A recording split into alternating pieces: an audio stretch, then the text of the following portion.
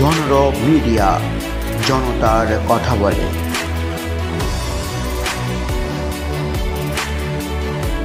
নমস্কার, জনরব মিডিয়া থেকে শুক্লা গাঙ্গুলি। পশ্চিমবঙ্গের মুখ্যমন্ত্রী মাননীয় মমতা বন্দ্যোপাধ্যায় তার বাড়ির কালী পুজোর কিছু ছবিতে আমরা চোখ রাখি। চলুন আমরা ছবিগুলো দেখে নিই।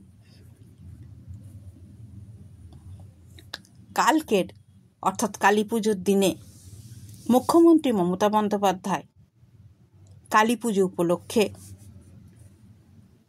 যে অনুষ্ঠানে, নিজের বাড়ির অনুষ্ঠানে সকলের সঙ্গে মিলিত হয়েছিলেন, মা কালীর চরণে পুষ্পাঞ্জলি দিয়েছেন, সেই ছবি তুলে ধরা হলো জনরব মিডিয়ায়। শব্দবাজির দৌরাত্মে প্রাণ অস্থির। দীপাবলির স্নিগ্ধ আলো মানুষকে শান্তি দিল না। পরিবেশ দূষণের সঙ্গে সঙ্গে বিভিন্ন জায়গায় অগ্ন্যুৎপাত। চলুন নবদা কি বলছে। সবুজ মঞ্চের ওপর অভিযোগ যে শুধুমাত্র কালী পুজো এলেই তারা বাজি নিয়ে বা বাজি বন্ধ নিয়ে সোচ্চার হয়, কিন্তু সারা বছর জন্মদিন, পার্টি, নানা রকম অনুষ্ঠানে বাজি পোড়ানো হয়, শব্দ দূষণ হয়। সেখানে সবুজ মঞ্চের ভূমিকা কি? সবুজ মঞ্চ সারা বছর ধরে এই অভিযোগ নিয়ে কাজ করে। বাজি নিয়ে শুধু নয়, জলাশয় বোঝানো থেকে শুরু করে পরিবেশের সর্বত্র কাজ করে। এবং আপনাদের এটা জ্ঞানত জানিয়ে রাখি, আমাদের কাছে সারা বাংলা থেকে অভিযোগ আসে। 13টা জেলায় আমাদের সংগঠন এই নিয়ে কাজ করে। এটা ঠিক নয় যে আমরা বাজির সময়টাতেই বেশি সোচ্চার হই। আমরা বাজি সারা বছর ধরে ফাটে এবং সেটা নিয়ে প্রত্যেকটা আনুষ্ঠানিকভাবে, সরকারিভাবে পদক্ষেপ থেকে শুরু করে সর্বস্তরে, এমনকি হাইকোর্টেও যে মামলা কন্টিনিউয়াসলি চলছে 3 বছর ধরে, গতকাল যে মামলায় অর্ডার হয়েছে, আমরা সেই অনুযায়ী কিন্তু পুরোপুরি আমরা সেটাতেও কিন্তু হস্তক্ষেপ করি। এমন জরুরি নয় যে আমরা শুধুমাত্র এই বাজিটা এই সময় করছি। এটা ঠিক নয়, এটা এই অভিযোগটা ঠিক নয়। এই কারণে আপনাদের একটা ডেডিকেটেড নাম্বার আমরা দিয়েছি। এবারে আমাদের কন্ট্রোল রুমের নাম্বার থাকছে, ওই ডেডিকেটেড নাম্বারে আপনারা ফোন করে একবার দেখবেন।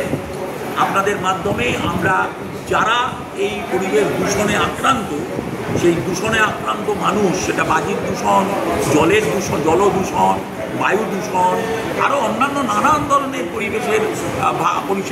পরিবেশের ক্ষয়ক্ষতির মাধ্যমে যারা আক্রান্ত হচ্ছেন বা আপনারা আশঙ্কা করছেন, তাদেরকে বলবো যে তারা সারা বছর ধরে এই আমাদের নাম্বারে ফোন করবেন এবং ফোন করলে জবাব পান কিনা আপনারা দেখবেন।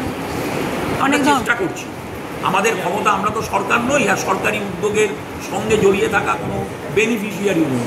আমরা আমাদের নিজস্ব নাগরিক একটা উদ্যোগ, আমরা নাগরিক নজরদারিতে বিশ্বাস করি, যার পরিপ্রেক্ষিতে আমরা ওই দিন বাজিকে নিয়ে যেদিন আমাদের হবে কালী পুজোর দিন, আমরা রাস্তায় থাকবো। শুধু কন্ট্রোল রুমে, টেলিফোন রুমে বসে থাকবো না, আমরা রাস্তাতেও থাকবো।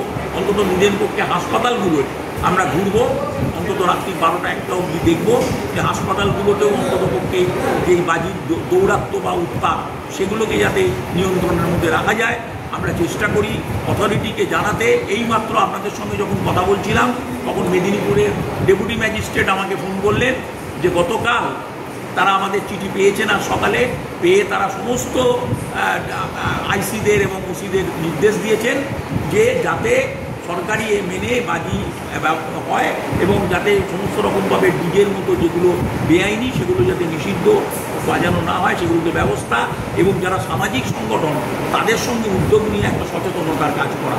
আমাদের এইমাত্র আপনি যখন চলছে তখন ডেপুটি ম্যাজিস্ট্রেট মেদিনীপুর ফোন করলেন, তারা লিখিত জানিয়েছে।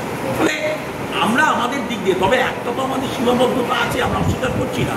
আমাদের সীমাবদ্ধতা নাগরিক উদ্যোগের সীমাবদ্ধতা।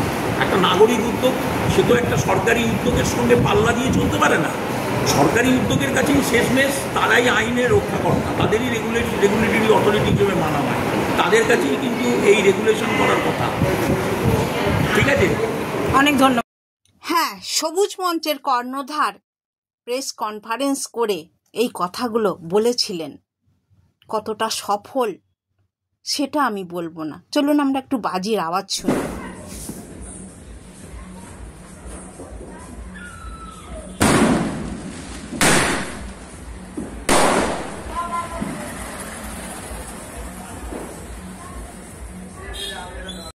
মানুষের চেতনা কবে হবে? আমাদের প্রিয় আমাদের ভাই বোন মা বোন সবার কাছে আমাদের আবেদন, আমাদের বাচ্চা বাচ্চা শিশুদের কাছে আমাদের আবেদন, এবছরটা আপনারা ভেবে দেখুন, উত্তরবঙ্গের পীড়িত মানুষ ত্রাণ সাহায্য তাদের প্রচুর পরিমাণে দরকার।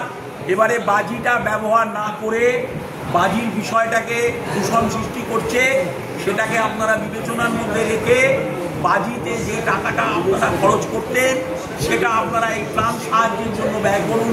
যার যেখানে ত্রাণ দিতে ইচ্ছে হয় দিন, মুখ্যমন্ত্রীর ত্রাণ তহবিলে দান করুন, আপত্তির কিছু নেই। কিন্তু আপনারা বাজি, এই দূষণ সৃষ্টিকারী বাজি এবারে অন্তত ব্যবহার থেকে বিরত থাকুন। সবুজ মঞ্চের সবুজ প্রয়াসে জনগণের চেতনা কবে ফিরবে জানি না, তবে সবুজ মঞ্চের এই প্রয়াসকে বাহবা দিতেও হয়। মানুষের চেতনা না ফিরলে কেউ কিছুই করতে পারে না।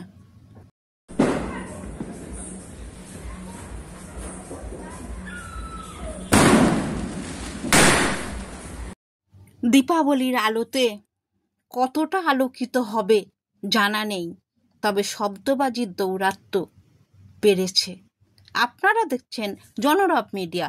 আবার আসছি